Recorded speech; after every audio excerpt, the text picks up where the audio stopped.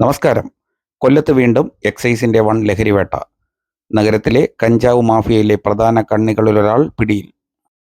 കൊല്ലം excise range inspector P ശങ്കറിന്റെ നേതൃത്വത്തിൽ മേക്കോൺ ശിവജിമുക്ക് ഭാഗത്ത് നടത്തിയ മിന്നൽ പരിശോധനയിലാണ് വിൽപ്പനയ്ക്കായി എത്തിച്ച 6 കിലോയിലധികം കഞ്ചാവ് പിടികൂടിയത്. സംഭവത്തിൽ അയത്തിൽ സ്വദേശി 33 വയസ്സുള്ള അൻഷാദിനെ എക്സൈസ് സംഘം അറസ്റ്റ് ചെയ്തു. കാറിൽ കടത്തിക്കൊണ്ടുവന്ന 6 കിലോ കഞ്ചാവും ഇയാളിൽ നിന്ന് പിടികൂടി.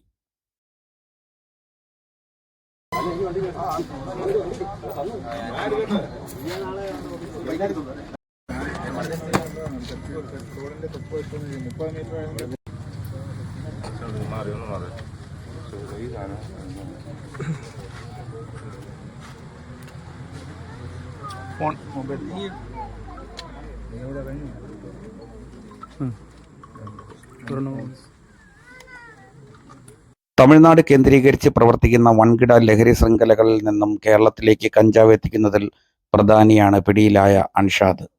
ഇയാളെ മുൻനിർത്തി ലഹരി മാഫിയയുടെ വേരുകൾ കണ്ടെത്താനുള്ള ഊർജിതമായ അന്വേഷണത്തിലാണ് എക്സൈസ് സംഘം.